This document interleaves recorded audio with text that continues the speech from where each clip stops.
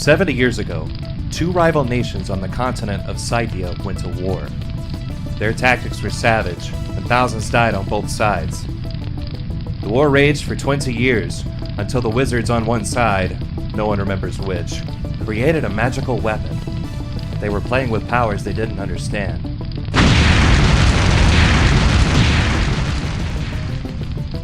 The rupture killed millions, as well as nearly blotting out the sun. The survivors had to learn a new way of life, a hard one. The only bright spot is a town near the crater, a neon oasis in the darkness. This is Endless Midnight.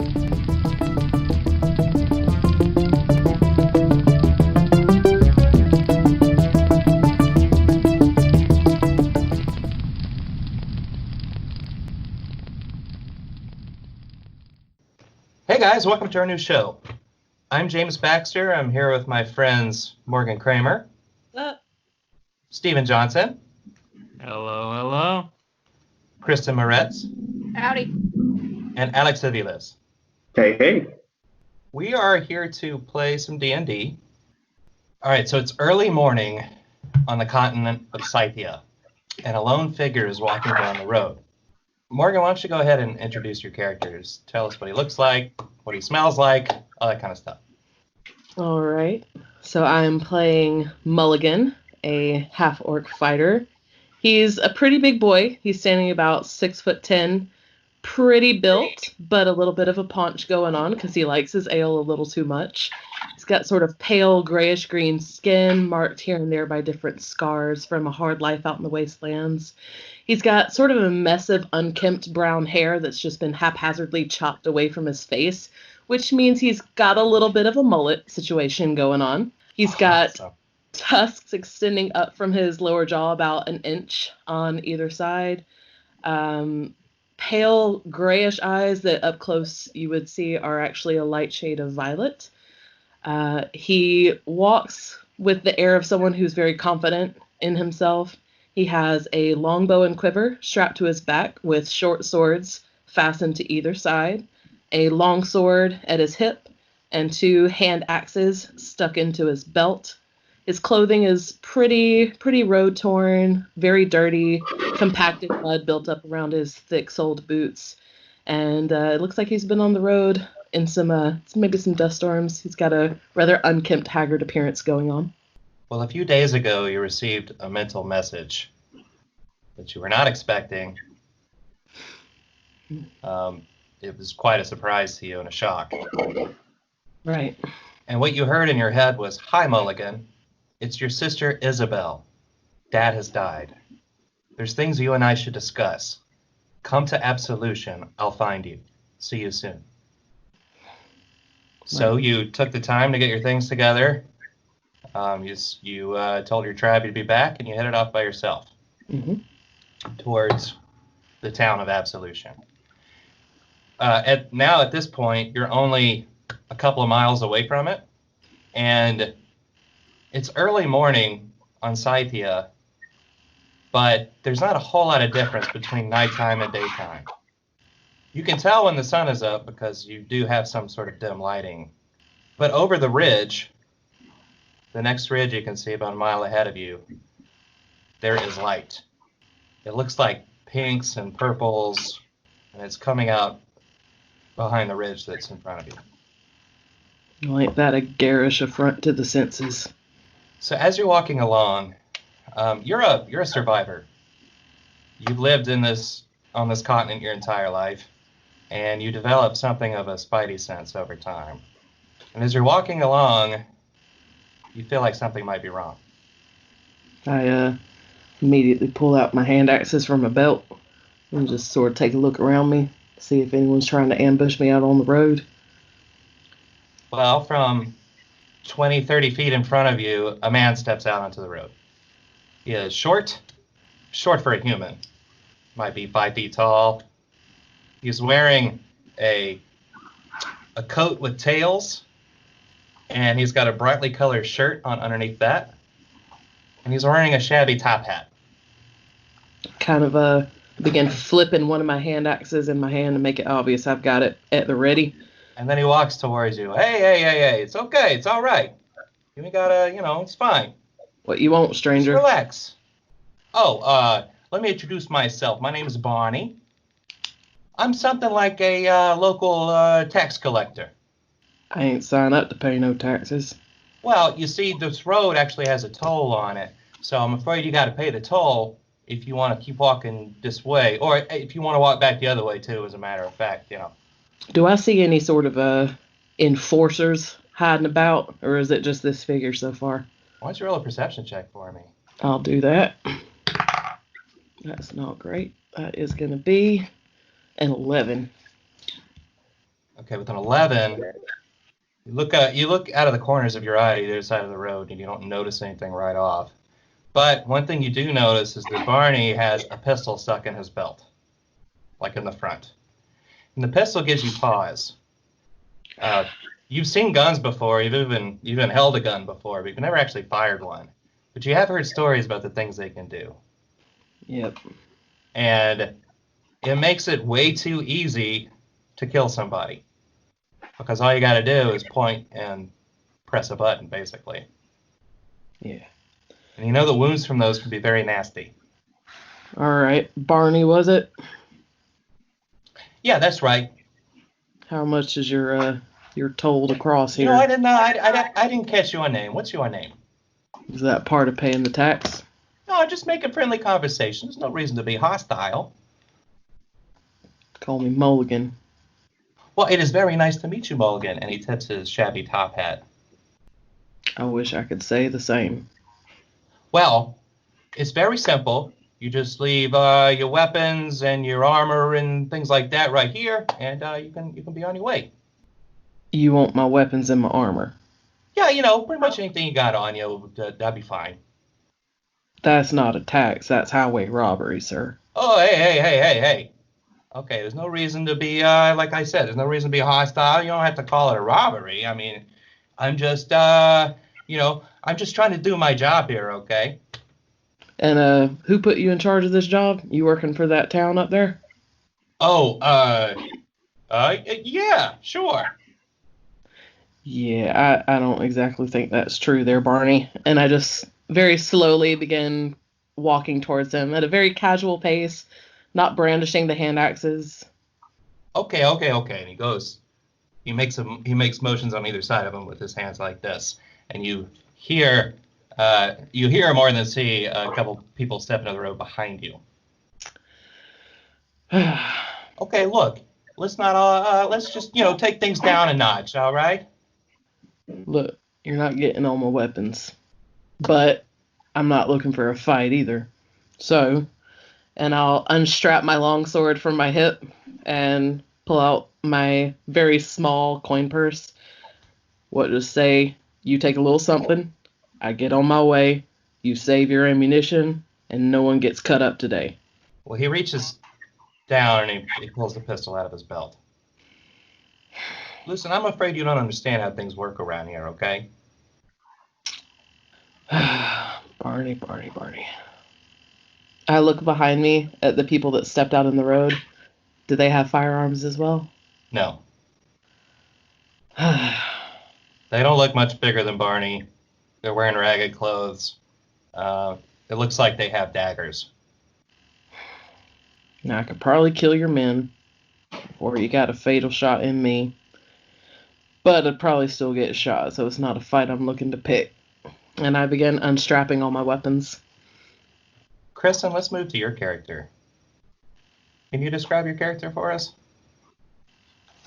Tall, orange, scales, bikes, mostly naked,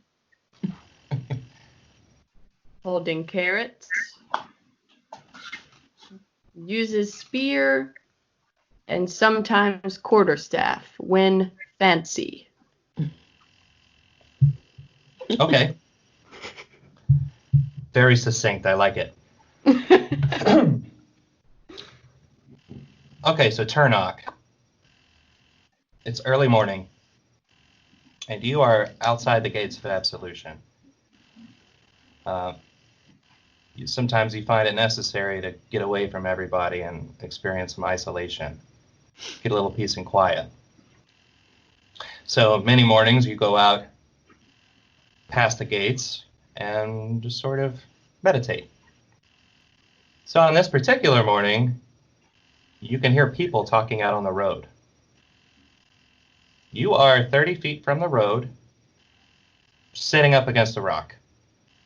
And you were having a nice, peaceful morning until you started to hear people talk behind you.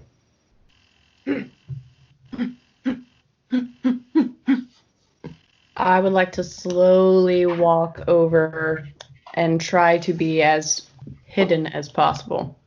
Okay, roll a stealth check. I got a 7. Well, I was going to say, why don't you go ahead and take advantage on that because you are a lizard person in the desert wasteland. All right, great. 17. That's much better. Okay.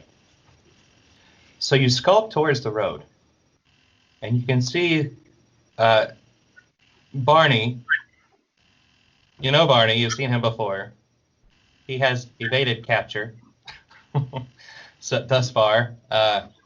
Not that you've gone out trying to capture him, but every now and then he shows up and causes some trouble. And you see him out on the road, and there is a gigantic man standing in front of him who's starting to take his clothes off. I seen before. So I kind of get on 2 of my claws, my back 2 hind legs, and I kind of start to move my hands around in kind of a small circular motion until I'm able to kind of give a very hefty gust of wind towards Barney, and I can kind of see some of his comrades behind him as well. Okay. What's the area of effect for that spell? It's 60 feet long and 10 feet wide. All right, so you're just gonna blast everybody with it, basically, is what you're doing. Yeah, I kind of just want to stir up dust, and yeah. Mm-hmm. I mean, it doesn't hurt anyone. It just knocks them back 15 feet. And then after that, it's you have to spend 2 feet of movement for every 1 foot of moving. Okay. Yeah. Okay, so Tarnok, you step out into the road, and you blow a gust of wind down the road, which causes utmost consternation in the road. The giant man who had his clothes halfway off gets blown over. Barney goes flying. The 2 men behind the larger man take off running. But as Barney goes down, you hear a shot. Mulligan. Barney was pointing his pistol in your general direction when he got surprised. Yeah, he was. And you feel Oh shit. in your shoulder, it feels like you got kicked by a mule in your shoulder. Yeah. Especially since you're in the middle of taking your clothes off. Son of a bitch. All right. After the shot goes off, Barney sort of gets to his feet, knees. He's trying to hold his hat on, and he scrambles off the road and runs away. You shot me, you son of a fucking mother bitch. All right. Sort of scramble to my feet and gather my shit that made it off of me and look around for the source of this very unnatural gust of wind. I would like to walk up towards Mulligan holding a small pouch, like a skin of water, and drink. You, and I'll hesitantly reach out and take it. You responsible for that back there? Yes. Take a long drink from it because I've been out on the hot, dusty road for a while, and sort of shove it back. You realize you just got me shot, right? Naked man, come back to the shed. I will help. Yeah, well, can't be What any an worse than offer. being out here. Yep. I'll follow you, Scaly. You got a name? Turnock. Turnout. I'm Mulligan. Nice to meet you. I think. Welcome. To Absolution. Alright. Come on, lead the way. Mulligan, as you're walking, you start to feel a little dizzy. You And you can got feel anything? that you've lost a little more blood than you thought at first. Turnout, you got any bandages or anything? I'm kind of bleeding like a stuck pig over here. I have, and as you look down, he pretty much just has a bandana over at parts that are appropriate, and he takes it off. Okay. To help pain. Still not the worst I've dealt with, and I will take it and I will shove it to my bleeding wound and try to apply pressure. And he very delicately wraps it up, like he really does care about the situation. And then he also pulls out. He is wearing kind of like a big what's that word called? Like satchel. Ash. I guess like a sash, sure, but it's like a leather sash, and it has a couple little vials in it. And he pulls one out, which is his only healing potion left, and he hands it over. These are not cheap. You sure about this? Big arm, big problem. Yeah, I guess you're right. Well, looks like I'm gonna owe you one, and I will take the healing potion. Okay, well, as you drink the healing potion, you do feel much better. The dizziness clears. The wound stops actively bleeding. Here, you can have your diaper back. Ties around. Sorry for the Lower half. the blood. Is Alright, not concerned. So the two of you make your way the last mile or so to Absolution. The lights glow brighter and brighter as you get closer. You see blues and neon and pinks and purples in the like neon type lighting. And over the gates, which are standing open, you see written in neon lighting, like glass tubes, the word Absolution above the gates. The walls around the city are made of metal. It looks like metal plates that they found here and there. They don't match. Some of them are different sizes than others. But that's what's going around the city. So you get up to the gates, and Turnock walks through the gates like he doesn't have a problem with it. He just walks right in. Follow right behind him. When you get inside the gates, you still feel a little dizzy, and the lighting isn't helping. But as you look around, you're seeing things that you wouldn't expect to see. It's beyond your experience in your short life. To the left, as you come through the gates, on your left, you see a 50-foot metal tower with a sphere at the top of it. And from the tower, there are ropes coming off it and going every which way. It looks like it goes to the tops of the buildings. To your right, you see long, short buildings. Only a single story. Some of them are 100 feet long. As you come down the road, you're heading south through the town. You see people out and about. It's early morning, but it seems like people are getting started with their day. Some of them are carrying farming implements, and the ones that are sort of nod at Turnock as they head on their way. You see wheelbarrows, and they're carrying shovels and hoes and that sort of thing. One person you pass as you're heading south is wearing a cloak, but she doesn't look the same as like the laborers you've seen walking around. It looks a little more put together, a little more well dressed. And this person is heading to the big metal tower. It's no one you recognize. Hey, Turnock. What's that big sphere thing up there? What's it do? Big tower, give life to city. Is that where them wizards are? Yes. Well, I know one place to stay away from then. Anywhere to get a drink in this place? Yes, but first we must pick the carrots. The what? Look, I give you healing potion. I need help with the carrots. 5-minute detour. Sure, yeah. Lead the way. Well, again, your shoulder still really hurts. When you look at it, when you pull your jacket off enough to look at it, you notice that there's a hole in the front of you, but not in the back of you. Ah, shit. That fucking thing is still in there. God damn it. Turn up. You got some skinny little claws that can get in there and find that bullet thing. Claws? You mean these? Okay. Yeah. Maybe I should try and do it first. Shit.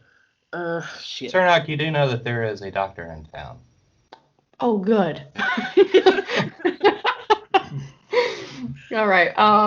Well, as he goes into, I kind of let him do it for a minute, though. I do want to watch it happen. Mm-hmm. And then after a few seconds of attempt, see, doctor, I take you.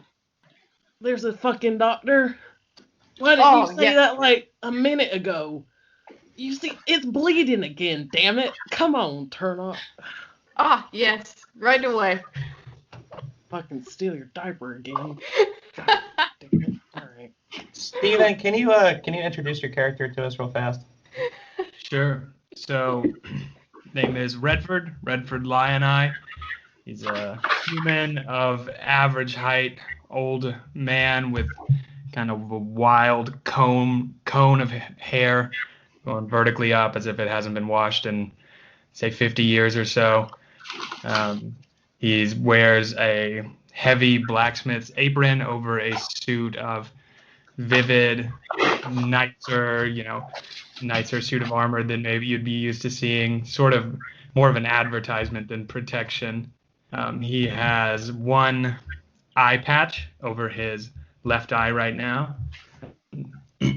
sort of a bronze eye, not like a bronze sort of pupil in the other eye. And I'd imagine he is just working around his forge right now in town. Yes, it's early. It's early in the morning, so you would be starting the forge up for the day.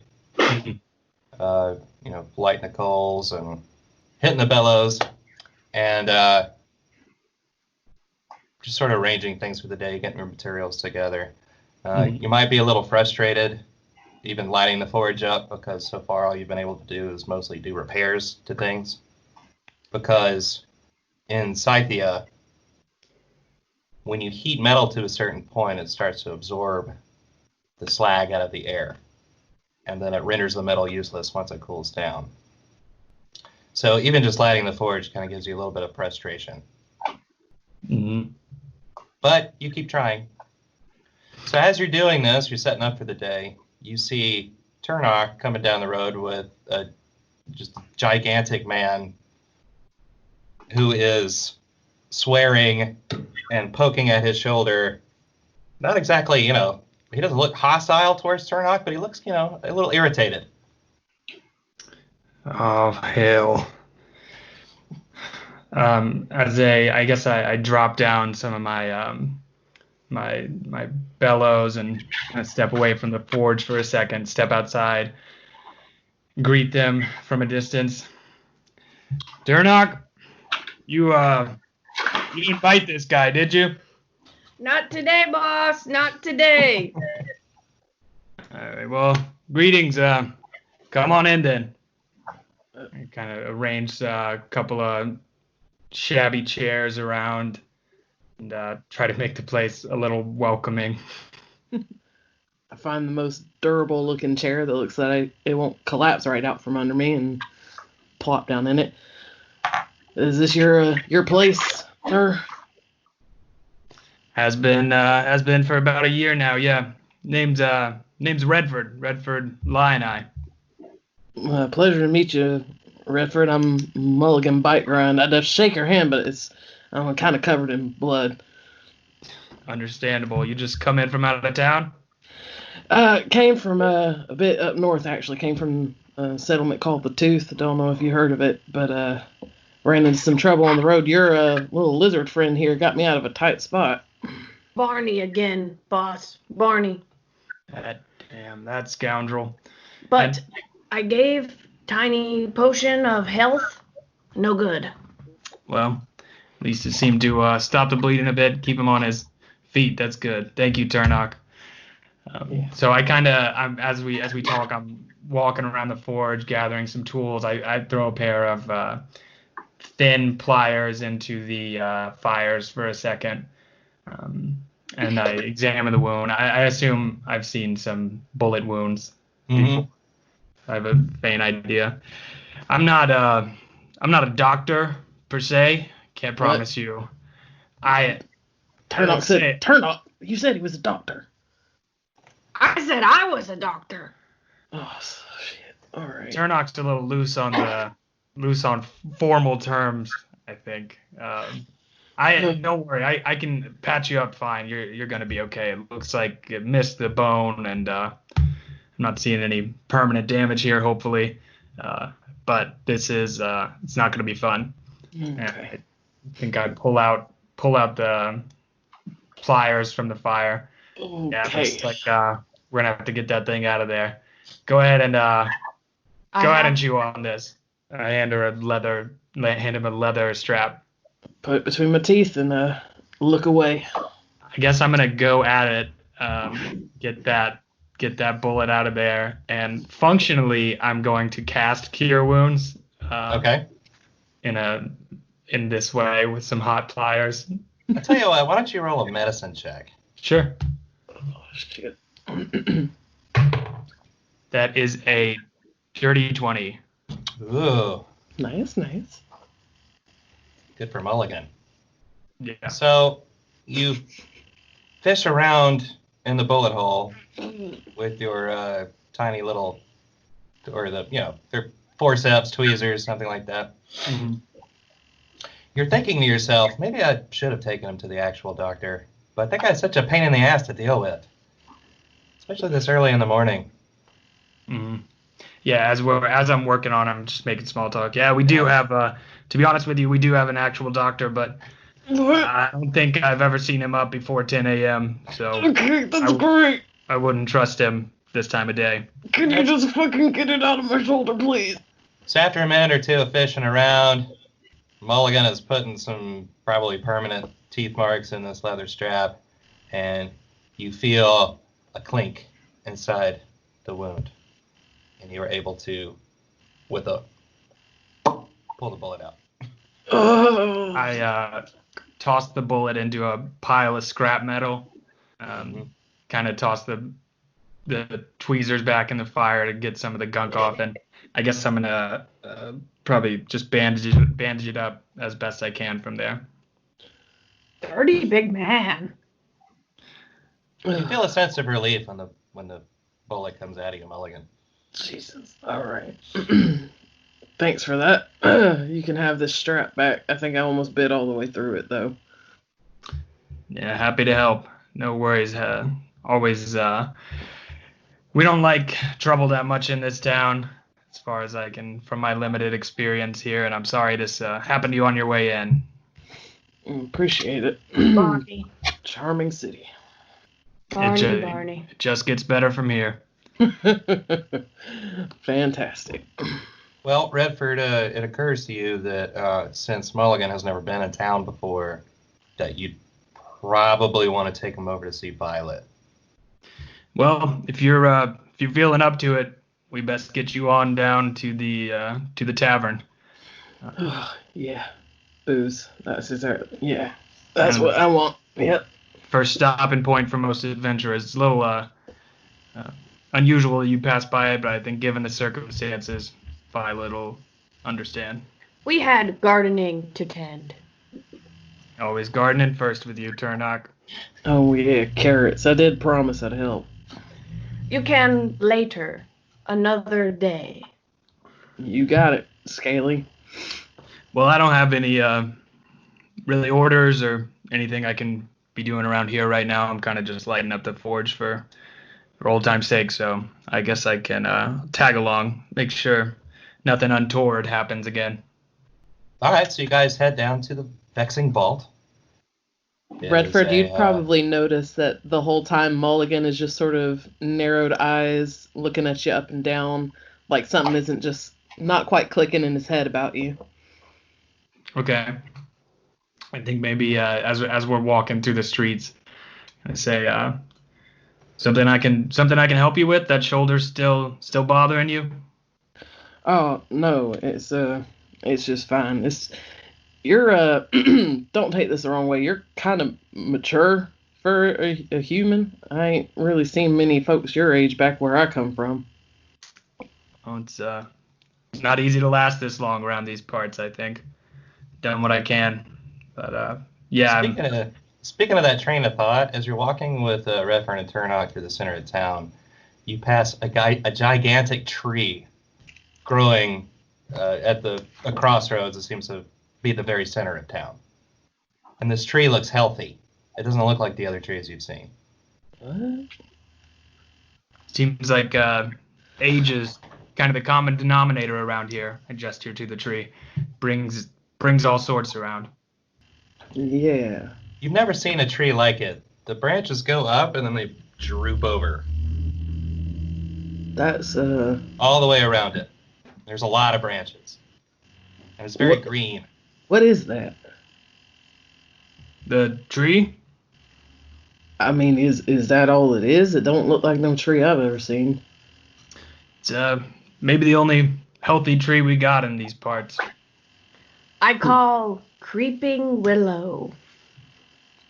That all right? Creeping willow. And as a matter of fact, Mulligan, you notice now that the bullet is out of you and you got a little more clarity to your vision, you notice that you have more clarity to your vision. You're looking at this tree and you realize that you can see it in better detail than you're used to being able to see, from a distance anyway. And when you look around you, you notice that you can see much better here than you have anywhere else, even though it's mostly pink and blue and purple. You can see fine detail from far away. Is it just because there's more light here than I'm used to, or is there something maybe?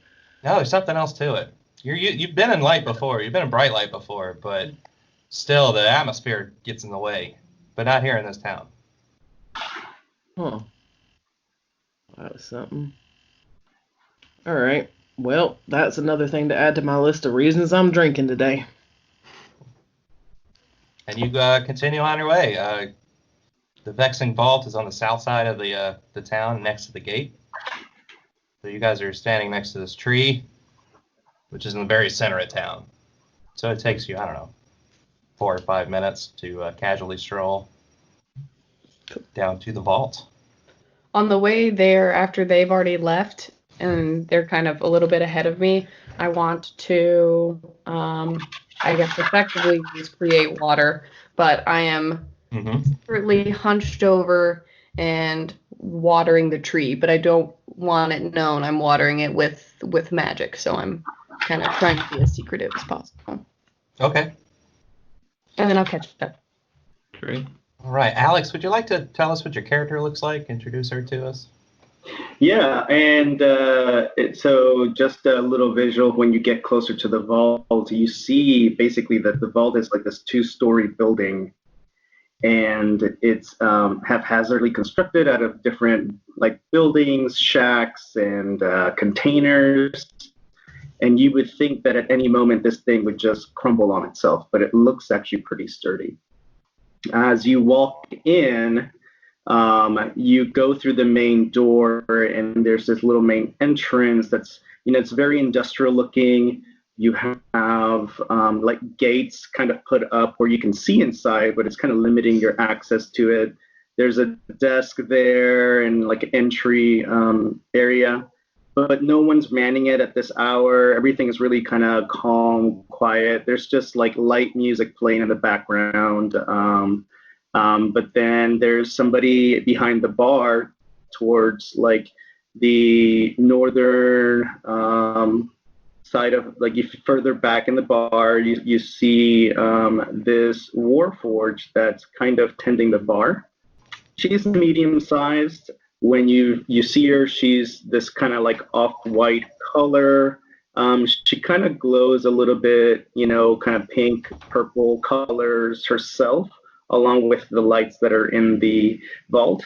And she really is this, manufactured Warforged. So this is something that, you may or may not have seen. She's rather unique looking. For those that do know her, you would know that she's actually transgendered. She was initially manufactured as a male all-combat model. So there are parts of her that are a little bit more masculine, if you will, broader shoulders. There's certain components to her that are still somewhat more hard-edged. But then there are parts of her that are a lot more feminine. So she was repurposed, and she identifies as female. And she's owned this bar. She's been here for quite some time. So she's very weathered. Her armor is not as shiny and bright as it used to be. It's got scars and nicks. She's carved into herself a few things that are kind of reminiscent of tattoos, and she actually does have markings depicting several things. And yeah. So this is the sight that greets you, Mulligan, when you open the doors of the vault and walk in. They have the same lighting inside the vault, but it's not as bright as it is outside. It does, there are some shadowy corners in the bar. Mood lighting, let's call it.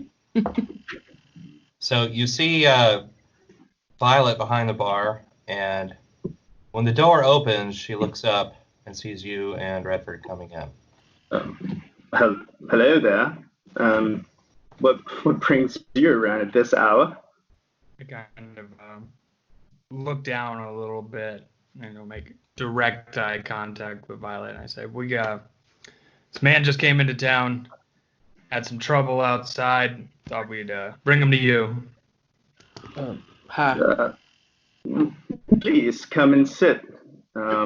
You look a bit injured there. Yeah, they kind of got me looked after, but still smarts like a bitch. And I will walk in and take a seat where Violet gestured. Please, what can I get you? On the house. Oh, that's mighty fine of you.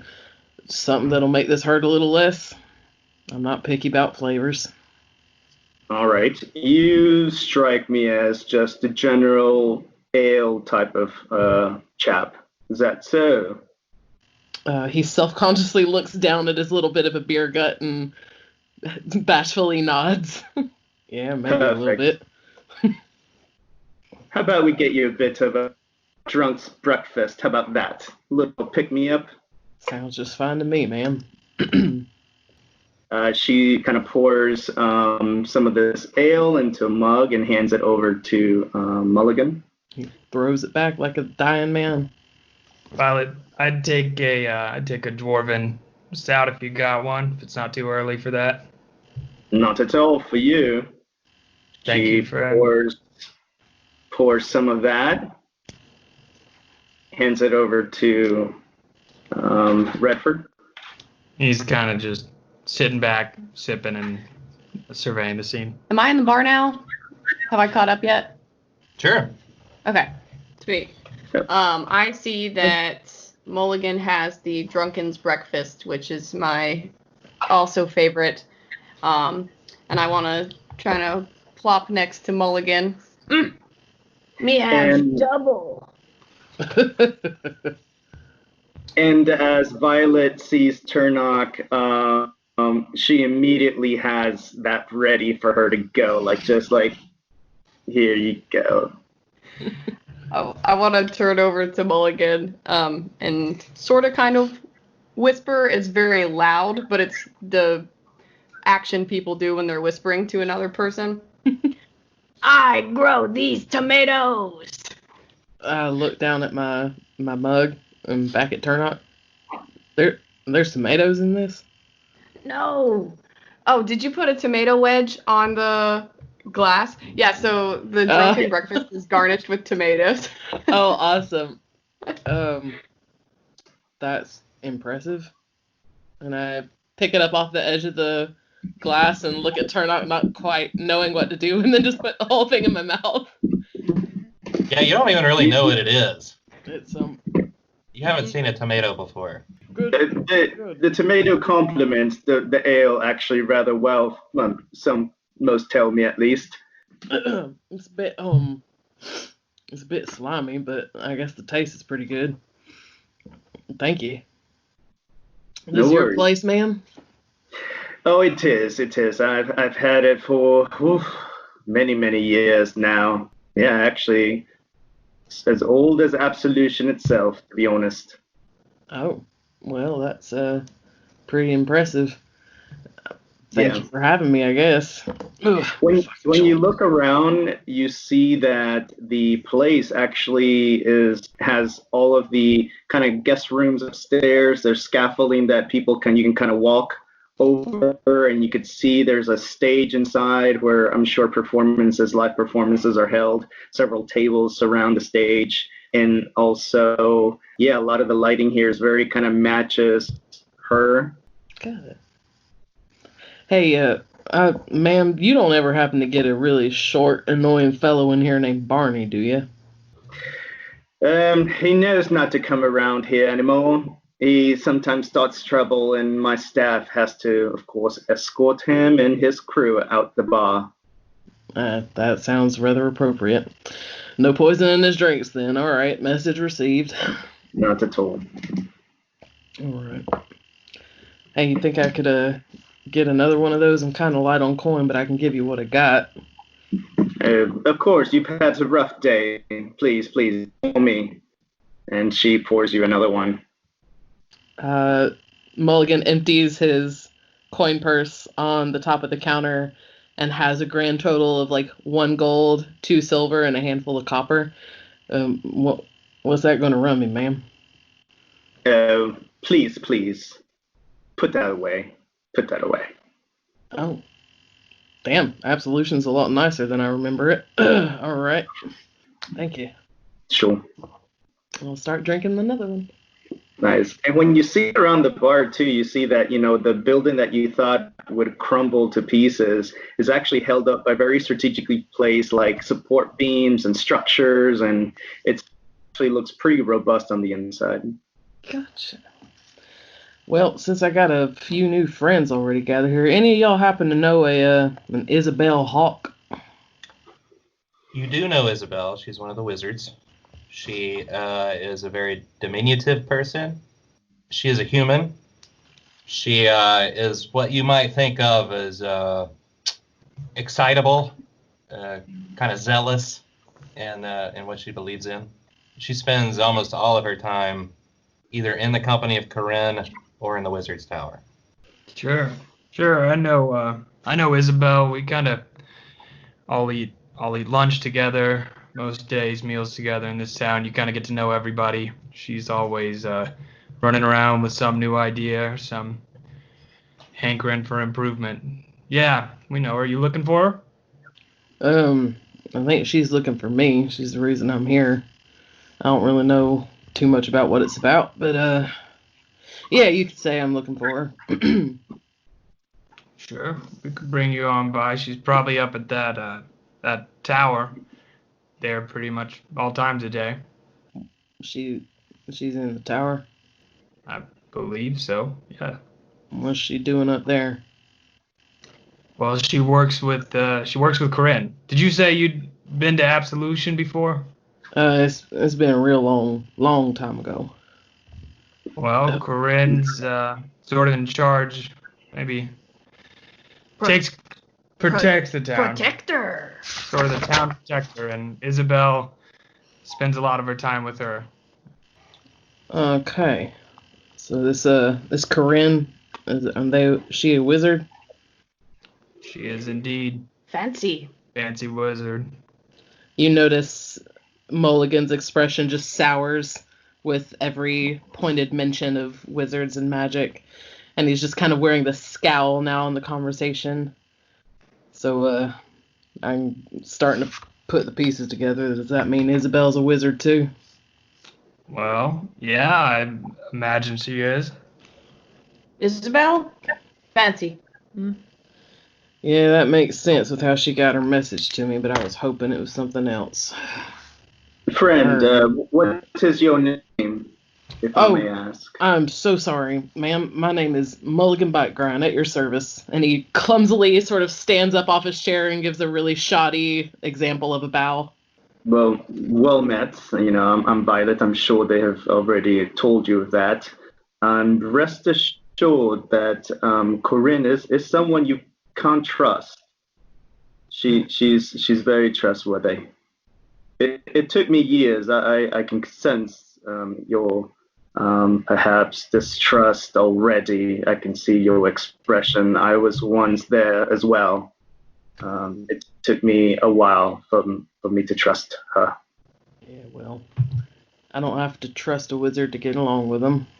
Yeah, I'd like to meet Isabel if you know where we might find her. You said you were summoned by Isabel. Any reason? Yeah, so Isabel's kind of my, I guess you could call her a long-lost relative, half-sister. Our dad, you might have known him too. His name was Jameson Hawk. You did know him. Jameson, yes, of course. You've come here many times. Well, he's, for all intents and purposes, my blood relative, and Isabel said he's recently passed away, and there were some affairs that needed setting in order, so here I am. Of course, I'm very sorry. I'm not. Look at that, old Jameson. Who knew he had it in him, if you know what I mean. Yeah, I'd rather move on from this current topic. Ah, great. Let's go back to how juicy these tomatoes. Violet, how is the crop this season? No complaints so far. Everything looks good. All right. And Brentford kind of looks at the floor a little bit uncomfortably again. He says, Violet, place is looking good. Gotta come by a little more. Yeah, I've got a good family here who helped run this place. They're all sleeping, of course. Last night they all worked their butts off to keep this place running and keep everything in order, of course. And hey, this is what I do during the mornings. I clean, I get everything ready, and they should be waking up probably in the next 3 or 4 hours. Sounds like quite a night around these parts. Hey, you do what you can to keep your mind off of the bad things that are out there, and we try to at least keep one bright place in this whole world that we can at least say is positive. Well, it certainly is a dashing place, man. Well, thank you. All right. I think that's a great time for a break. This is Where We Used to Live by Vampire Stepdad.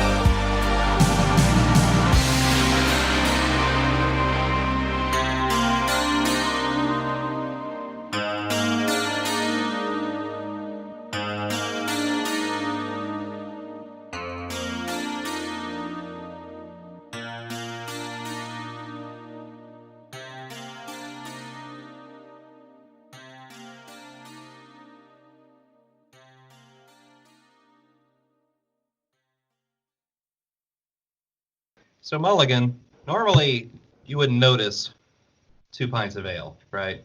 Right. You're used to drinking ale. But between, I don't know, it seems a little stronger than what you're used to. So you're not drunk. Nothing of the sort. But between the ale and the warm reception you've gotten since you met Turnock anyway, you're feeling a little more relaxed, and maybe you're a little less hesitant about the whole thing. You did notice that Violet added a shot of rum in your ale. It's part of the drink. So it was a little extra kick that came with that. And some blood loss from getting shot this morning. Yeah. What's that? That- Yeah. That also influences things, yeah.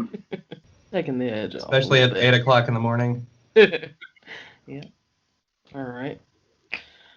So, what we gonna do with the day then? Well, I suppose we could take you to visit your sister if you're keen on that, or show you around town. I honestly, I wish it was otherwise, but I kind of have nothing going on today business-wise. Well, if she's up in that tower, that was back on the far side of town. Maybe we can kill 2 birds with 1 arrow, as it were.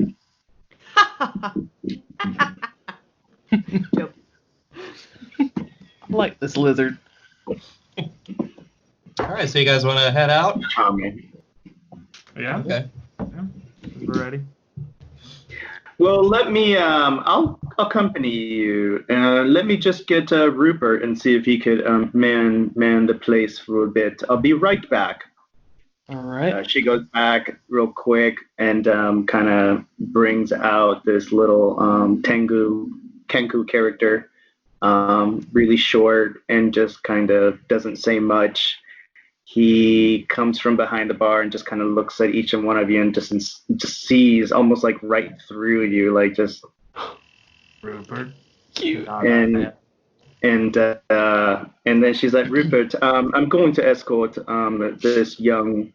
I mean, how old? I'm not really sure how old you are, but escort this newcomer to town up to see Corinne at the tower and a friend, perhaps, or maybe a relative. We'll see. Could you tend the bar for me while I'm gone? And Tangri just kind of nods and doesn't say much. Like, oh my God, it's. All right. That's a nifty little. Is that a bird? Well, not exactly, but like most people, I would say that I'm not conventional. You could say something like that, but I'm sure Rupert would not agree with that term. Oh, right. No Rupert, offense. Rupert looks over at you, Mulligan, and he says, "Not a bird exactly," and his voice sounds exactly like Violet's. Whoa. That's a mighty fine trick you got there. Can you do that with my voice too? Can you do that with my voice too?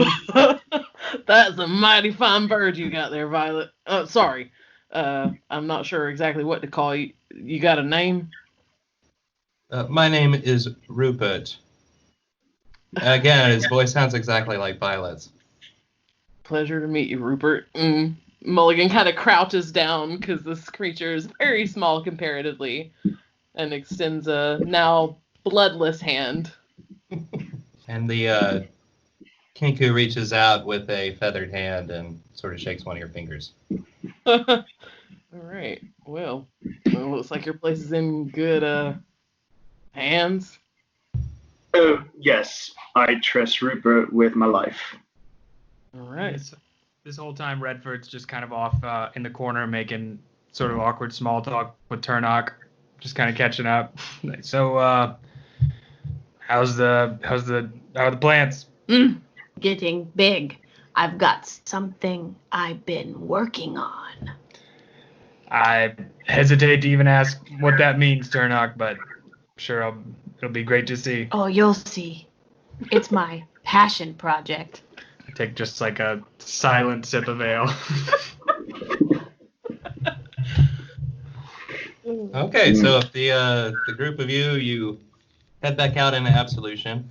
When you open the door, the light outside is brighter than it is inside, and you're really not used to bright light exactly. So it's kind of like you're walking out of a bar at 8 a.m. and the sun is up.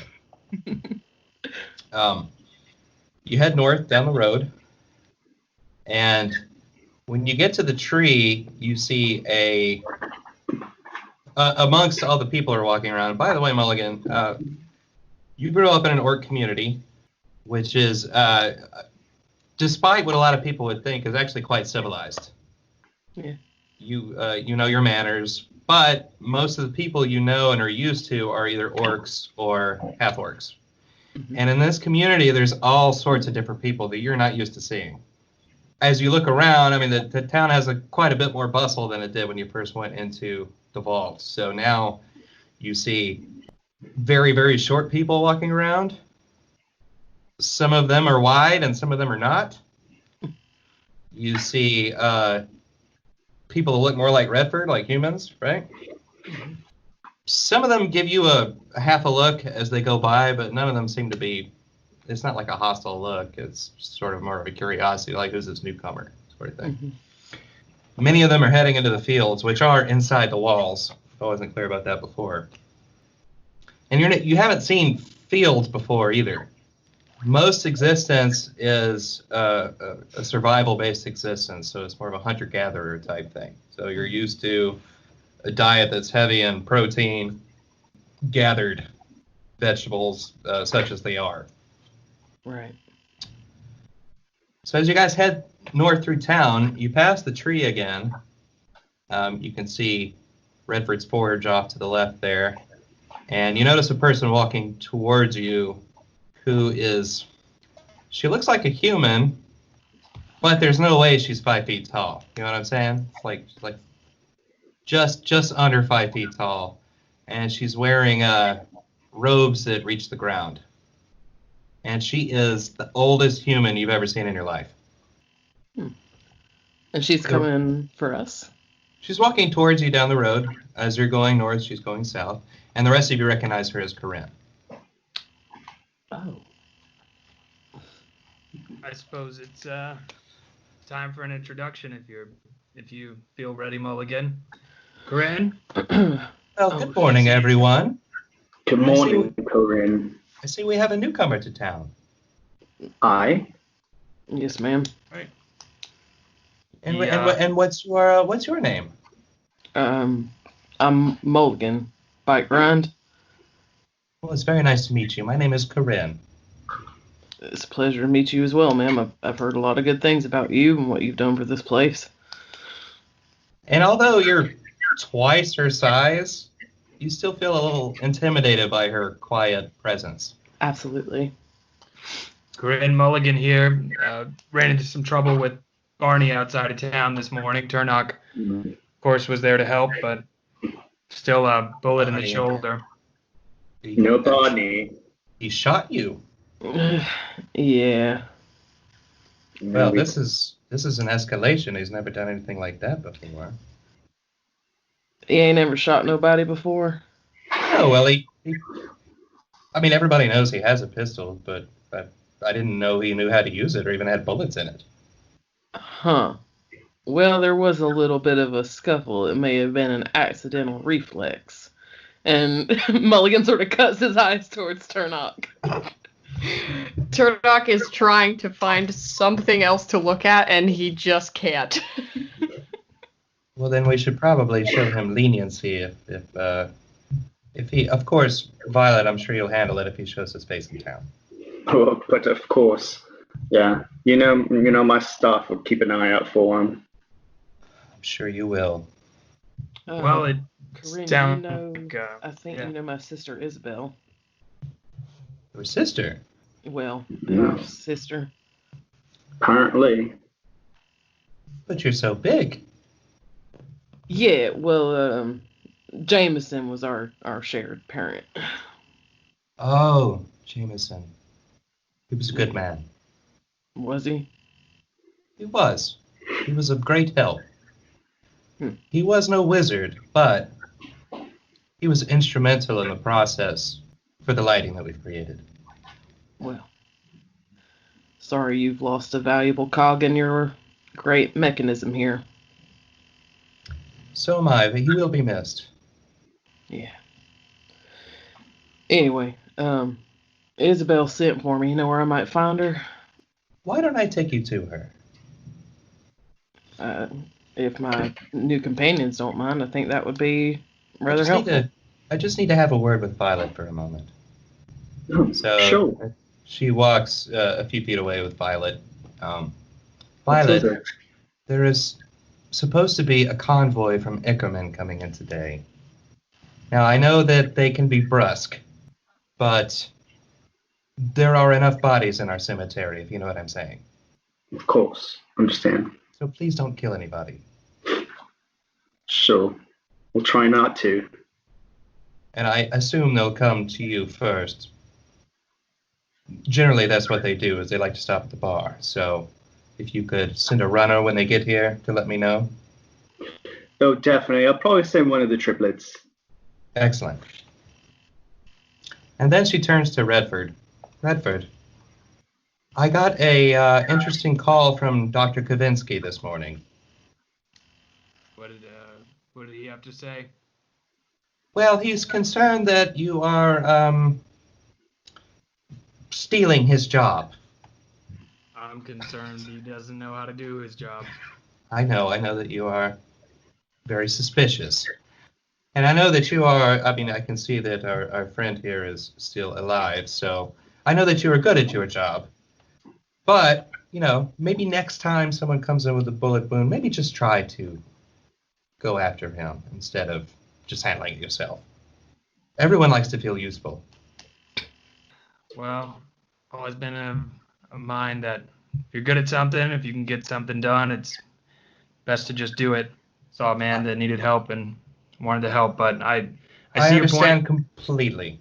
Let's just say if Kavinsky gets another body in that graveyard, then we'll have another conversation about this. Well, do try not to get in a fight with him again. That would be, you know, we like to keep things calm, of course. You know, I appreciate your understanding, Corinne. Although I wouldn't completely blame you. He can be brusque, like our friends from Ickerman that are coming in today. Yeah, well, you got that right. I'll see what I can do. And Turnock, what's on your schedule today? I understand you're going to be pulling up carrots. I've got carrots, potatoes, and there is a hole leaking in the shed I thought Red could fix, but must wait to ask nicely. That's right. Not biting. That's right. We ask nicely. We don't bite people unless they deserve it. Redford kind of rubs his shoulder just a little bit, reflexively. Well, it seems as though we all have something to do, so let's get to it. Oh. All right. Perhaps after your sister, you say. Well, let's go meet her. Can I come? Can I come with Mulligan? You seem to have taken a shine to Mulligan. He's handy to have around, I've noticed. Turnock is quite handy, yes. Well, Turnock, if you don't have anything to do right this moment, yes, you can come with us. Ha! All right. All right. Come on, Scaly. Suppose I'll go see about that shed. Mulligan, good to meet you. Feel free to come by and, maybe we'll get another drink if you need one after this. Absolutely, Redford. Thank you for all your help. And he extends his hand a little too far, so it's more for the forearm clasp than a handshake. Hard forearm clasp from Redford. All right. I'm sure I'll be seeing more of you. Well, you know where to go if you want to find a good drink. That is what my establishment is known for. So with that, I will leave you to your endeavors, and I will go back and wait on this convoy from Ickerman. All right. All right. Well met. I'll go fix your shed, Turnock, for a couple of potatoes. Much potato. All right, so Mulligan, you go north with Corinne, and Turnock lags behind you a few feet, and you walk with Corinne. I noticed that you've been looking around. There seem to be some sights you haven't seen before. Well, I mean, I've only ever been to Absolution once, and that's when I was a kid, so it is a lot to take in for a humble wastelander like myself. We've made a lot of improvements in the last 30 years since we established it. It is quite a sight. I hear a lot of that's credited to you, your supervision. No, it has nothing to do with me.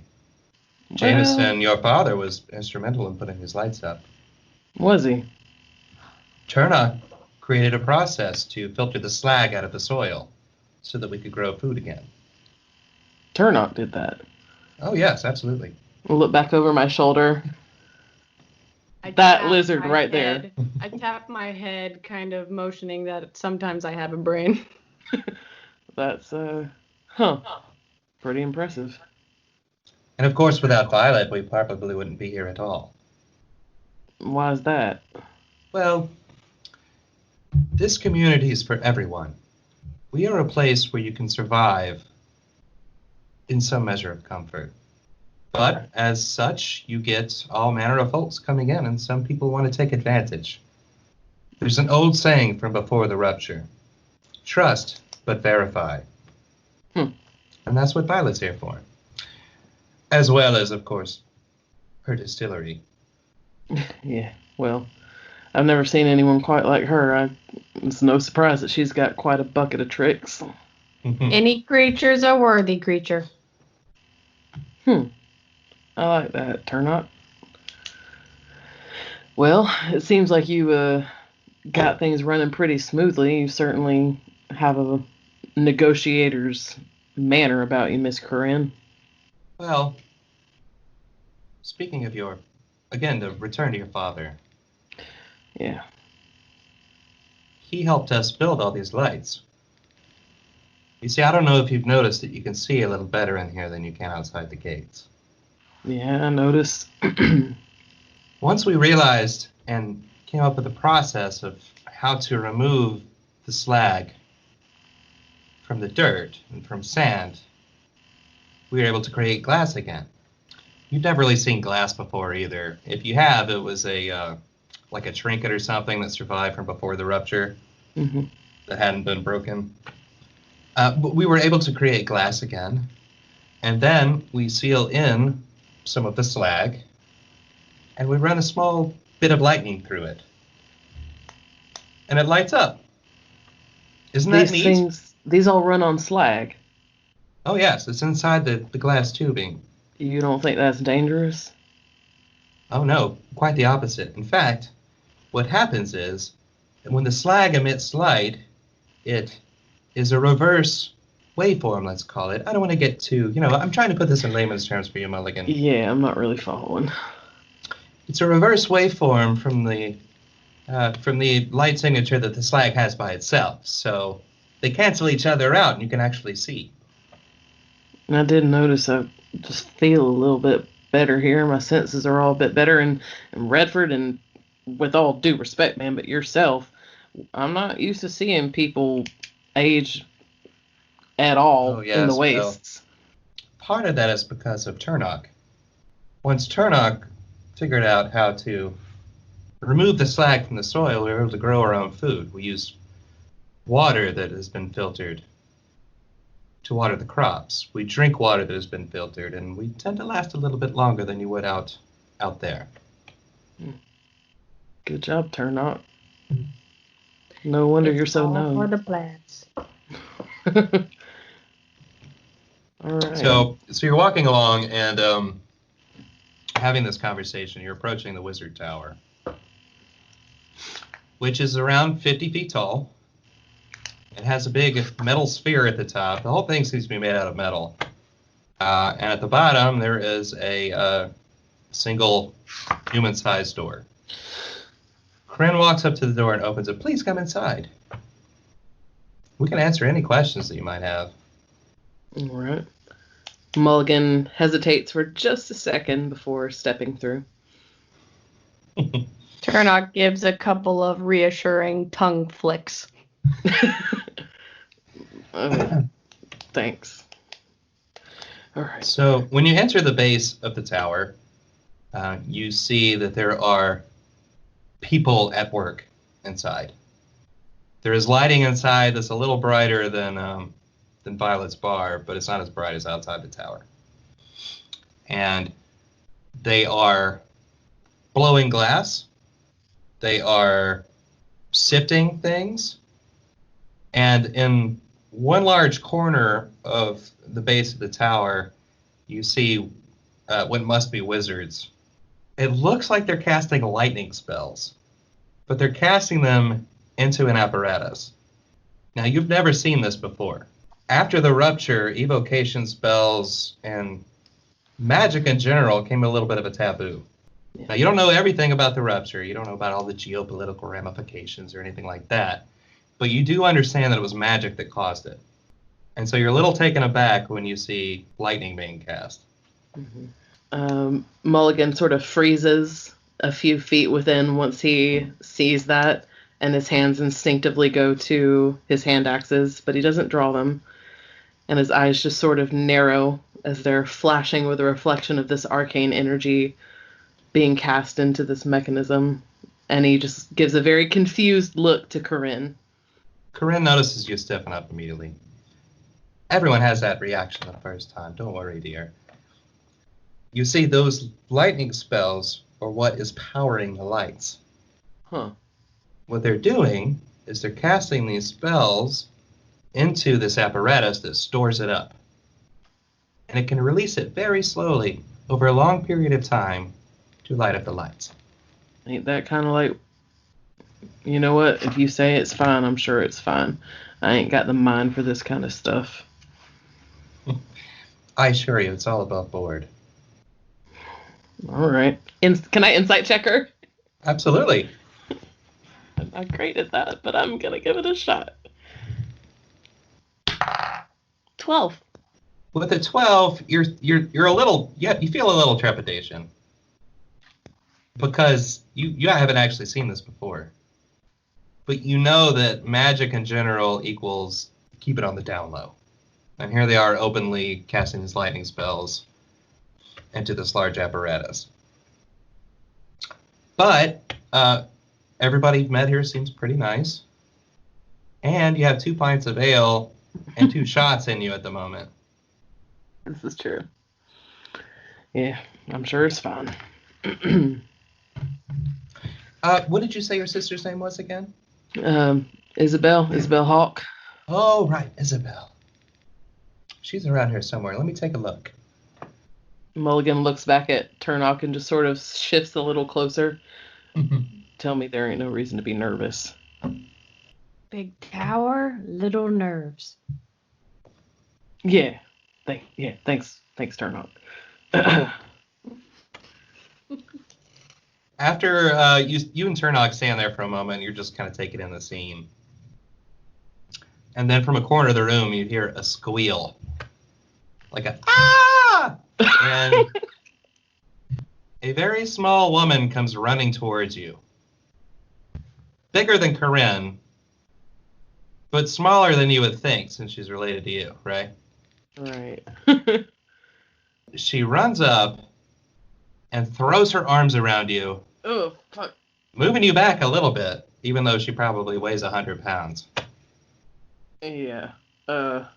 Mulligan! I just sort of shimmy so I can get my hands under her arms and just sort of push her back to arm's length and bend down to deposit her on her feet. I'm guessing you're Isabel. It's been a while. Don't you recognize me? Does she look like the little kid I saw 10 years ago? Not a whole lot different. Yeah. Certainly not much bigger. You're, She's really like maybe 5'1", oh, she is tiny. around 100 pounds. Yeah, well, you sent for me, here I am. Yeah, she deflates a little bit. Yeah, Dad died. Yeah, sorry about that. I know that Mother didn't exactly make you welcome. She literally kicked me off your doorstep before I even stepped past it. But you have to understand that Dad didn't feel that way at all.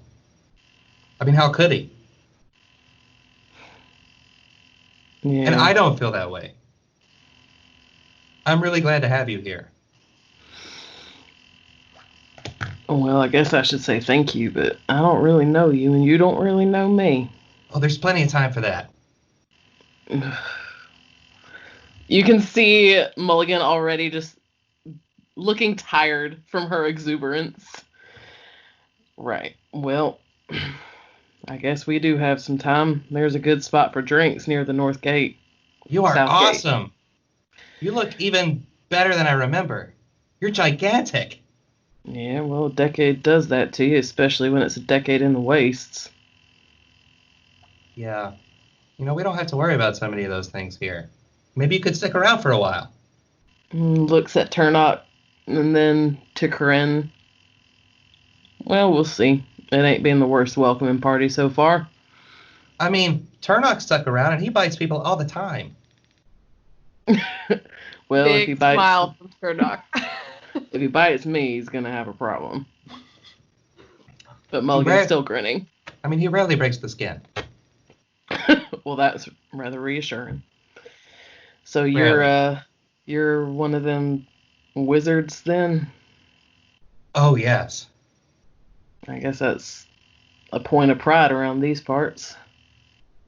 I wish I could tell you everything right now. Well, we could go get a drink and you could start. Oh, I can't. I have work to do. I tell you what. Why don't you go with Turnock, and Turnock can give you something to do for the day, and then when I get off work, we can get hammered. You know what? That actually sounds like the best idea you've proposed so far. All right. And they can get you set up with a bunk and everything.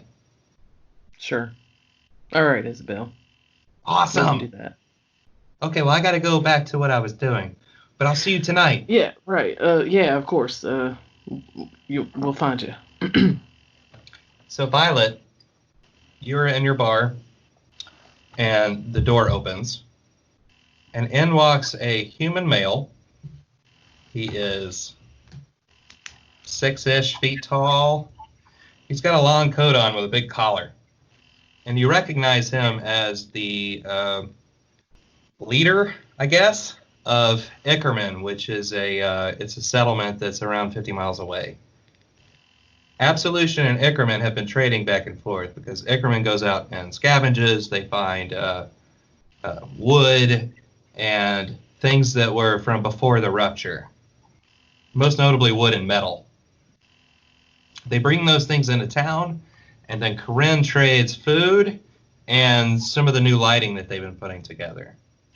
Now, you know Brute, and you know that he's not the most pleasant man. But you have to give it to him that he's smart. And he's been able to hold his community together in spite of everything. He's a survivor. His men aren't exactly the most pleasant people either, and if he's able to lead them, then he must be a hard man. Violet, good to see you. It's been too long. Oh, Brute. How have you been? Oh, I've been excellent. Can I get one of those, what's the one I like? It was the tall one with the thing in it. The tall one with the thing in it. Yeah, it's like funny colors or something. Funny colors. How about we'll just, I've been serving the drunks breakfast. How about that? I've got a lot of things already for it. Well, I suppose that'll do. Okay. Can't be picky when you come out of when you come the way that I did. Yeah, you just, coming in at this hour. It's not like we've got everything set up right yet. But, it's 5 o'clock somewhere, I suppose. You look beautiful this morning, by the way. Please, you're not the charming type. What's going on? Oh, nothing, you know. I'm just so glad to be here. Well, it's good to have you. And she kind of like signals to the one triplet that's supposed to like go and give Corinne the notice. Okay. And he kind of runs off. We've been expecting you, actually.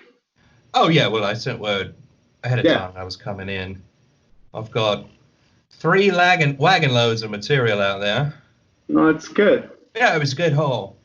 I hope to get a good haul in return, if you know what I'm saying. I'm sure Corinne's got something, rather comparable. Yeah, well, Corinne's always quite fair, isn't she? Always has been for me. It's a quality you don't see in people nowadays very often. That's true. Got to keep those people around as much as possible. So how's business? Business was doing great. Yeah. This is the place where I feel like people come to just escape a little bit of their, dark and dreary lives. And I'm glad I'm here to be able to lift them up. Well, it's hardly dark and dreary in Absolution these days. I mean, Well, we do our you've best. got it lit up, right? Looks like Life you're is doing, still hard. looks like you're doing pretty well for yourselves. We do what we can. How are things over in Ickerman? Oh, well, dark and dreary. I'm hoping to change some of that.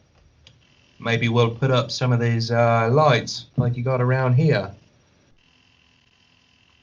It's You could just- amazing what little things can do for people to lift their spirits. What's amazing is how you can see so well in this lighting. It's like you stay here for a few hours and you go out past the gates, and it surprises me every time. I mean, I'm no scientist, but there must be something quite clever going on there. It's a funny thing with lights. The wizards know way more about it than I do. I don't Wizards. dabble. Yeah, Well, they're the ones responsible for a lot of this. They do know a lot, don't they? They do. Redford, you're fixing a hole in a shed, I believe it was? Yeah, I think I probably fixed the hole in the shed fairly quickly, and just while I was there, started sharpening the rakes to maybe a fault, just too much, and just sort of tinning up to all of the stuff around there. All of the tools are hopefully in much better condition when I left than needlessly good condition for simple gardening implements. The super sharp hose and stuff, or you just like, yeah, okay. Redford is a man looking for a project. Well, as you're in the shed with your files or whatever you have that you're using to sharpen it, you hear the noise of wagons coming into town. Oh, great. Yeah, Redford is, he kind of relies on the metal shipments. He's not really refining his own or making anything new. So he's really repurposing things all the time. So he goes out sort of eagerly checking out the wares. So there are 3 wagons, and each one is pulled by 2 creatures. They're clearly some sort of a dragon kind. They walk on their hind legs. They have little vestigial front legs, kind of like a chicken, right? Mm-hmm. Each one is about 6 feet tall, somewhere between 6 feet and 8 feet. And they are harnessed with saddles, and they are pulling the wagons into town. Okay. All right, am I familiar with these creatures? Yeah, they're pretty ubiquitous as far as pack animals go. There's a few in the sheds right next to you, as a matter of fact. Okay. And in fact, when they pull in, you see the stable master. He's younger than you are, but he I don't know, something about him, he just seems way older, you know what I mean? Mm-hmm. He's one of those people who's just like way older than his age. And he walks kind of bow-legged. But he's wearing leather clothes, and when the wagons pull in, you see the door to the stable kind of flop open, and he goes, making his way over towards the animals that came in. Off the wagons, on the front one, you see a guy you recognize. You've seen him before, maybe once in the last year that you've been here. Mm-hmm. You didn't get his name or you didn't meet him. It was pretty soon after you joined the town. But he gets off the front wagon and he goes into the vault. Okay. The other wagons have 2 guys each. They are also varying races. There's a dwarf in there and a halfling and a human. They pull up the wagons and they start taking the harnesses and things off of their mounts so that the stable master can take them to the shed. Okay. Or into the stables, I mean. Yeah, we'll go up and sort of check out the wares, start casually rifling through some of the stuff and thinking about how we can use it. It would look like, for us in the 20th century, you ever seen when they clean out an office building and they just throw everything away? Mm-hmm. A big construction dumpster with... Yeah, crap. there's just random bits of metal in there and furniture, and it's all broken up. But there's some usable wood in there, and there's some usable metal. You see stuff that maybe you could rework at some point. It's nothing you would maybe personally buy exactly, but you feel like it might have some use to the town. I'd pick a particular dense piece of maybe 5 foot long metal sharp scrap that's got a little thickness, and I pull out a piece of charcoal and write "For Redford" on it. Okay. Yeah. One of the guys notices you doing that, and he steps over. He's got a long coat on. The clothes underneath are pretty ragged.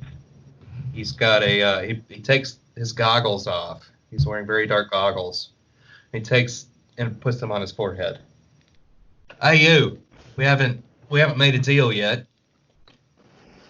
Welcome to town, friend. Just operating on good faith here, assuming you came here to trade and we're here to buy. All right. Well, just keep your hands to yourself in the meantime.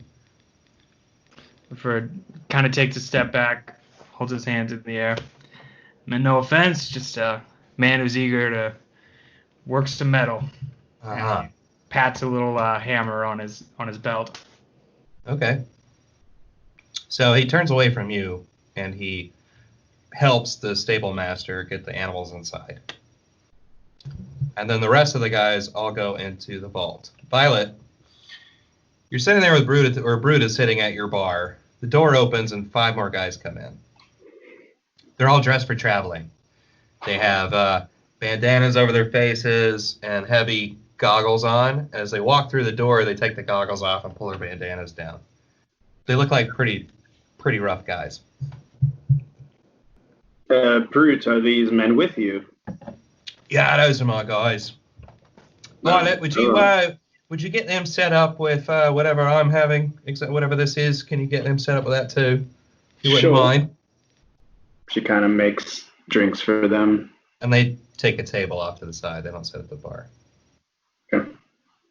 Rupert would definitely keep an eye on them and basically scan them down and keep close eye. Okay. So Mulligan and Turnock. Yep. Mulligan, your sister has run off back into all the stuff that's happening in the base of this tower. She runs off, and you just lose sight of her. Yeah, she is pretty tiny. She kind of runs everywhere, it seems like.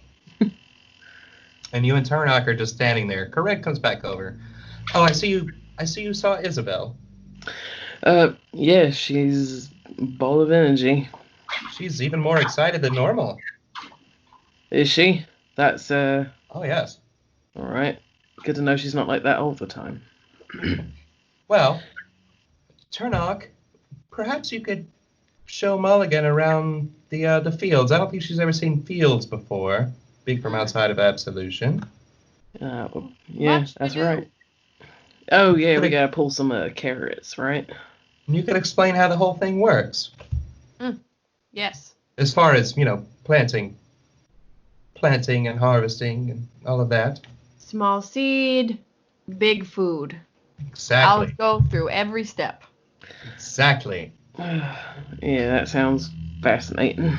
Well, again, if you'd like, you can head over to the bunkhouse, and you can just pick out any bunk that's not used at the moment, and you can leave your things there if you like. You don't have to. I appreciate that. I think I'm gonna stick with Turnout, though. I did give my word that I'd be of some help today. All right, then. I will see you later. Thank you, ma'am. I really appreciate your assistance. Welcome to Absolution. Thank you. Turnout, show me to them carrots. Let's go. All right. So we go, and the carrot field is actually like the smallest plot that they have because Turnock hasn't quite gotten everyone to buy carrots.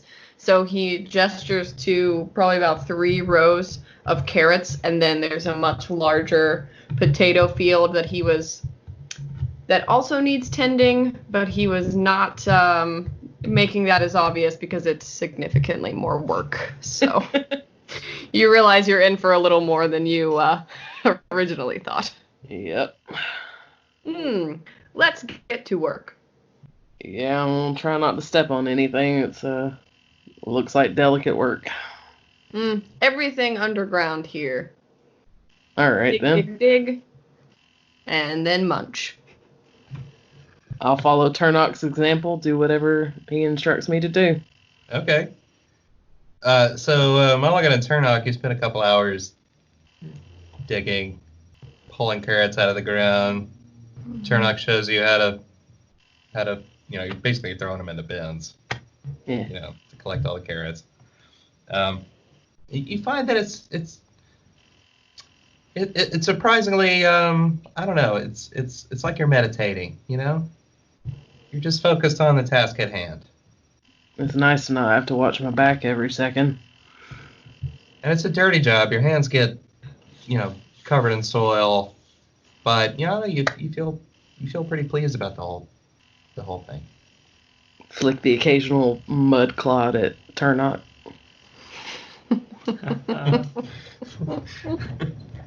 Now so I know Redford was kind of near the shed and is now somewhat close to the vault. Is he close to the field in relation? Can you see Turnock and Mulligan? Yeah. From the sheds where you were sharpening, it looks right out on some of the fields, and then the wagons were next to them as well. Okay, I think I'll kind of after getting somewhat of a wasteland ruffian vibe from these guys, I'll walk over to the 2 boys in the field and hand them a sharpened rake and say, Turnock, just keep an eye out. There's some ruffians about. I know you're a good bite in a fight. Anything we should be worried about? No, just you always got to keep your eyes peeled. I've found it's good to assume the worst and hope for the best. And I kind of turned back and walked towards the wagons. Okay. I'll throw Mulligan an extra spear. I usually have a couple of spears just lying about the fields in cases of ambush. So I'll throw him an extra. He's not in great shape, but throw him an extra spear. No worry. Continue to dig. Yes, sir. All right, so Mulligan, your senses are probably a little sharper than everybody else's at the moment. You just came from outside. Yep. You're used to surviving on your wits, And you're not used to living in safety. So out of the corner of your eye, you notice Corinne walking by down the road when the other 2 didn't. She's alone. Yes. She walks down the road, and she goes into the vault. Hey, Turnock. Is it normal for Corinne to hang out in the vault? She didn't strike me as a drinking type. Corinne Protector. When wagons come through, she likes to be there when Violet does her scan. You think we should mosey on down there under the pretense of a drink just so we're there if she needs an extra set of hands? Must finish row, but yes. All right. Mulligan begins giving actual effort as opposed to the casual investment he's been showing so far, and his work pace is effectively doubled. All right. Turnock is impressed, and it does not realize it has anything to do with the current situation. Okay, Violet. Brute has been sitting at the bar, drinking Yeah. what you gave him. She actually, as he is kind of like finishing his drink, and she kind of served the drinks to the other gentleman. She kind of brings forth a newly crafted drink. Is this what you were referring to? And it's this Island Dream absinthe drink, so it's very green and tall. Oh, now that's the one I was thinking. Mm.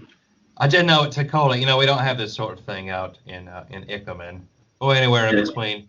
This is the only place in the whole free world that I know of that you can get this with something with a little umbrella in it. Yes. And then she kind of like points as like, the drink menu is right up there.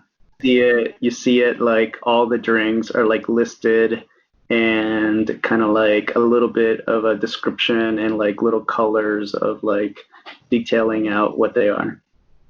I appreciate a lady who's direct, Violet. Of course. The door opens and Corinne walks in. Her, Violet's like attitude like lightens up a bit more as she sees her old friend enter, and Corinne, oh, hey. Oh, there you are. Somehow you always show up just as we get into town. I wonder how that is. You seem to know everything that's going on. Well, I do try to keep tabs, of course. Violet, are we being hospitable? As always. I can see the interesting drink that you've given Brute. Oh yeah, this is really, Corinne. This is the reason I come to Absolution right here. I mean, we can trade or whatever, but I would come anyway just for this. Well, I'm sure you would. So, Corinne, what exactly are you doing in that tower over there, huh? Well, as I told you, we are producing lighting. You see, it's got a waveform that is yeah, I get all that. All right. I think. I know we can see a lot better in here, but what are you doing in there, really? You can't just be making lighting. Well, I mean, I assure you, Brute, it really is that simple. All right, keep your secrets. Did you look over the wagons that were out there? The door opens and Redford comes in. Well, not really. I mean, I leave that to the craftsman in town to look it over. She notices Redford over by the door. Redford, could you come over here, please? Sure. Heading to the bar, grab a drink from Violet. What did you think of the contents of the wagons? Saw some usual stuff. Saw some good metal. I think I could make a couple of good tools with. I didn't notice anything unusual, did I? No, nothing unusual. Okay. I mean, it looked like junk to you for the most part, but I mean, what else are you gonna find out in the waste? Suppose they brought the best we're gonna get under the circumstances. Well, we appreciate you coming, Brute. What were you looking to get in return for what you brought? Well, some of me fellows saw you people out there put up some interesting looking tubers. Right, some of them were orange. I haven't seen that before. That sounds interesting to me. So, I don't know, maybe a wagon load of your produce, and maybe a wagon load of some of those newfangled batteries you're making. That's what you called it, right? A battery? Corinne just sort of nods. Maybe some of them lights I can string up at Ickerman, give us the warm, fuzzy feeling that you got around here. That'd be nice. Brute, I don't think I can give you all of that for what you brought. Perhaps one wagon load, we split it between produce and lighting equipment. I don't know, Corinne. I mean, we come through the waste, all the way here, risking our lives to bring you this, and that's all you can offer me.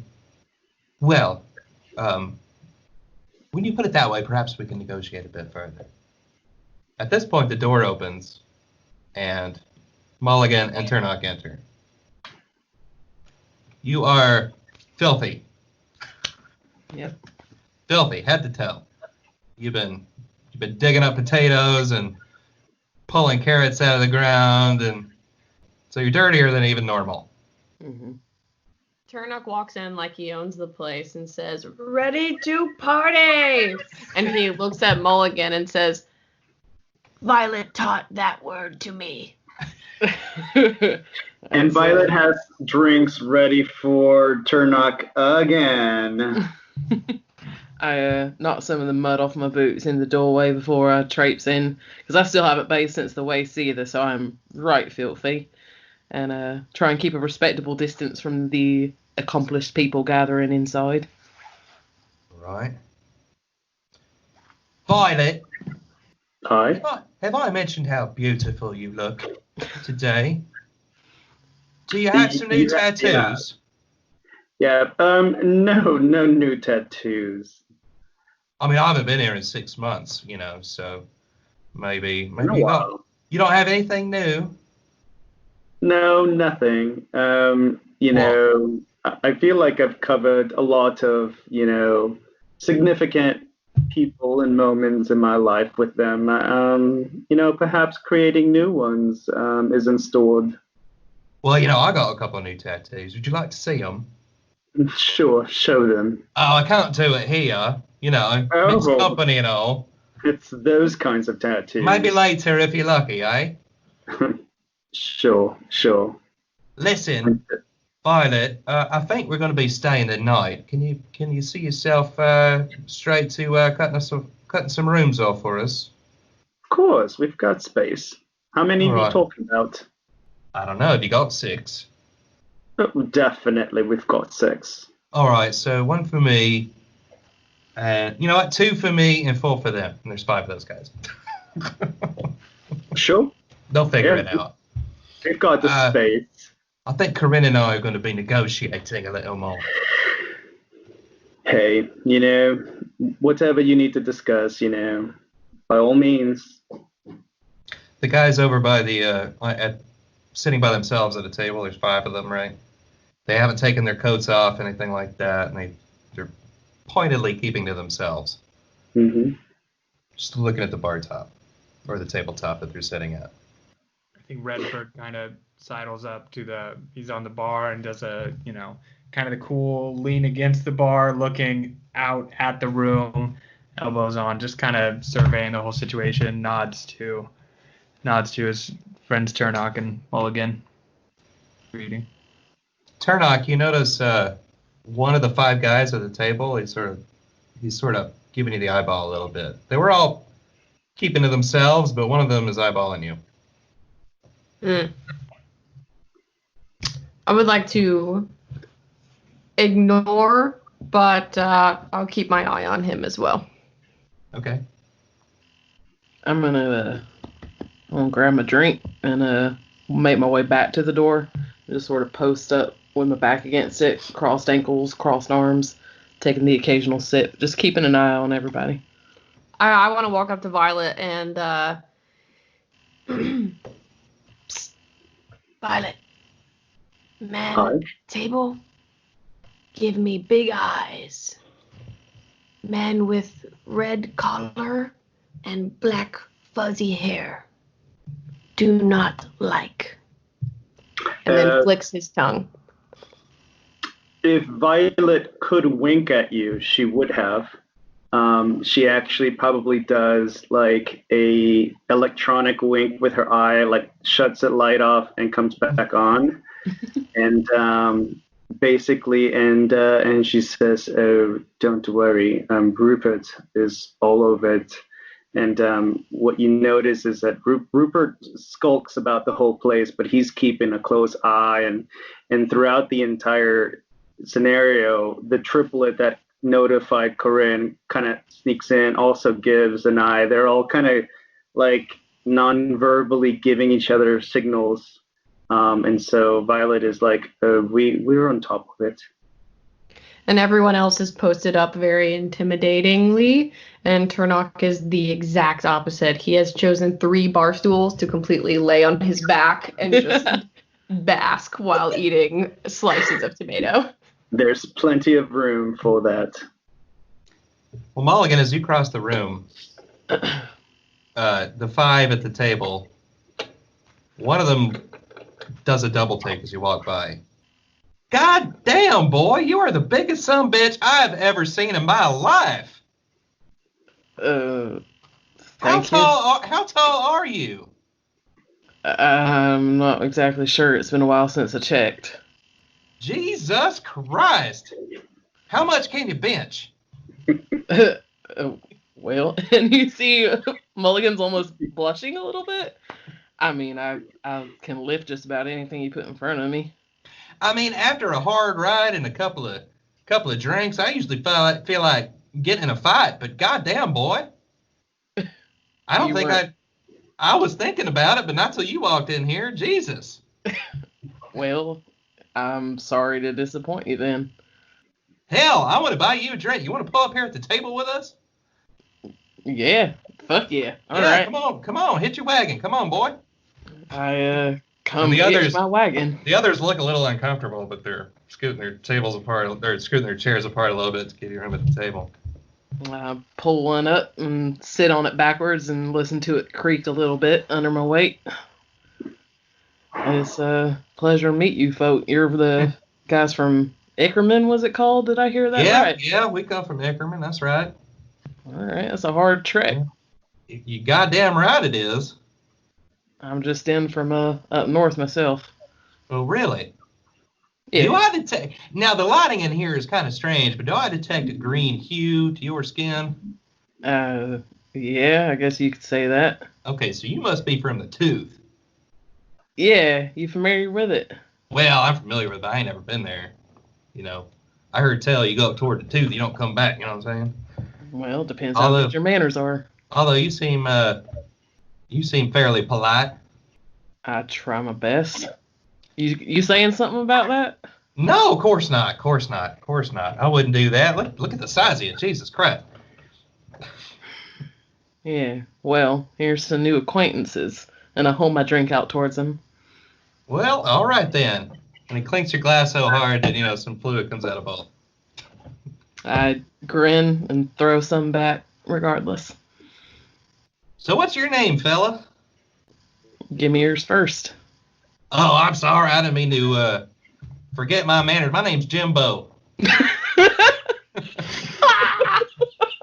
It sure is. Jimbo. Ickerman. I'm a Mulligan. Nice to Well, meet you. it is real nice to meet you, Mulligan. I mean, yeah, we're only gonna be here a couple days. You understand?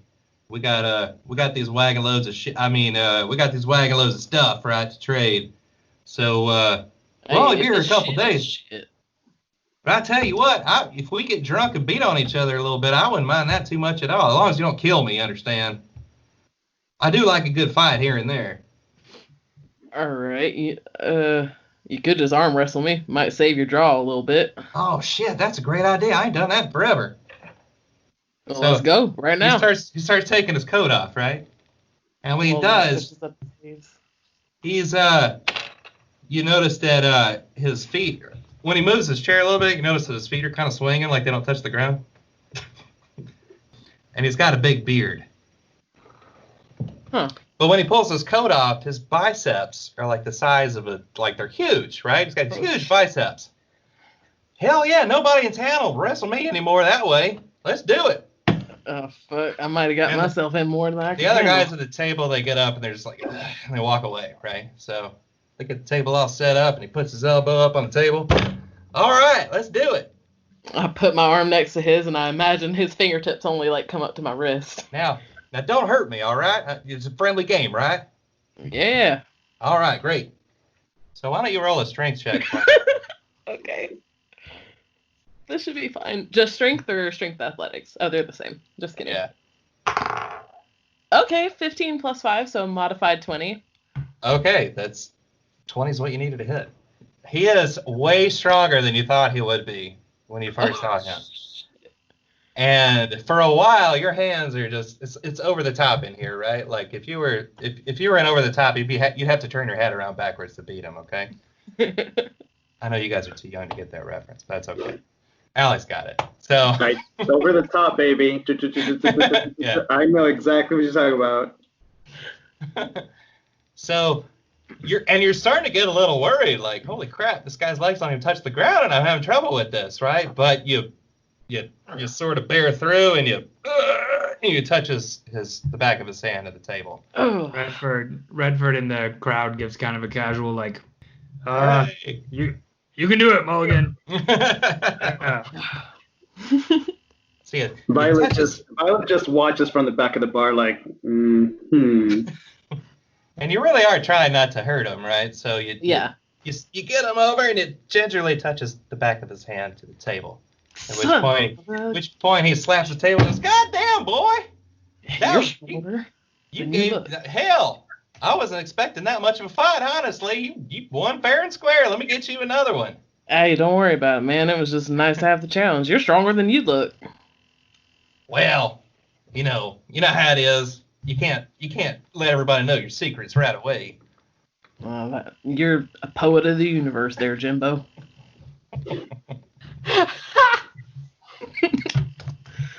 Well, that was fun.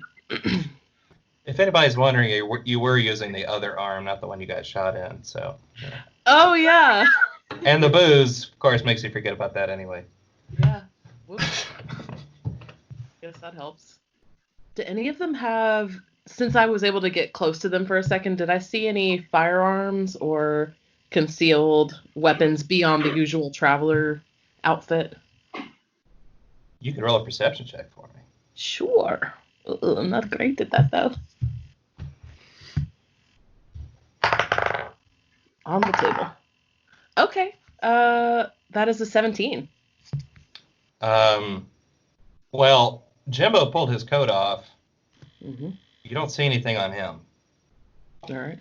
Other than a clinkety clank when he puts his coat on the back of the chair. You know what I'm saying? Like there's a sword in there. But you don't see any kind of firearms on Jimbo. When the others got up to move, though, and this was all kind of hurriedly as Jimbo was like moving the chairs around to get you on the other side of the table, right? Two of the guys you did notice had firearms. All right. 2 out of 5. Sort of a stand up and take my mug, which is not super empty, but I don't let him see that. I think I need a refill after all. Excuse me for just a minute. Well, make sure you put that on my tab. You got it. You big old green son bitch, you. I can't believe you beat me. Well, first time for everything. And I'll move up to where Turnock is laid out over the bar stools and lean over him and just sort of gesture for Violet, if you don't mind, ma'am. And lean in a little bit. That one there. That one there. Both got guns. Thought you should know. Well, thanks for the confirmation. We've been kind of giving each other signals about, how armed they are. Normally, we make all guests in the evenings check their weapons at the door. But this is an unusual situation with, the Ikemen convoy coming in. So we are keeping a sharp eye on who is here. Understood. And I appreciate the refill. And I will meander. Is Corinne still engaged with Brute? Yeah, she's still talking to him. I'm just going to meander in that general direction, post up against the wall, still nearby, and just toast in the air back towards Jimbo. All right. Now, I imagine, did we, like Redford coming in would kind of, just out of habit at least, check his Warhammer at the door with Breck, the Minotaur, right? Mm-hmm. I mean, it's kind of just the... That's what he's used to doing. Yeah, maybe not fully disarmed, but I think just out of respect for the place, he probably did. Yeah, at the entrance, you notice that, behind that front desk, whatever, there are a ton of cubby compartments where people like hang weapons, put their like guns in, things like that. Right now, there's really like nothing there. But when it's busy, you know that whole wall gets like covered up with people's stuff. And Breck tends to keep a close eye on anything, and people tend to trust Breck and her not letting things get out of order. Well, Mulligan, as you walk by Corinne and Brute, you can kind of overhear their conversation. And Corinne is saying, well, of course, I would love to give you a tour of the tower. Well, I mean, we can show you how everything works. Brute leans over a little bit. I doubt I would get to see everything inside that tower. Well, I don't know what you're insinuating. Corinne, this is a very great community you've got here. Violet Mix is a hell of a drink. You're growing food. What's your secret? I don't have a secret. It's all in the community. I haven't done anything myself. It's been everyone around me. Yeah. But you're a wizard, ain't you? Wizards got secrets.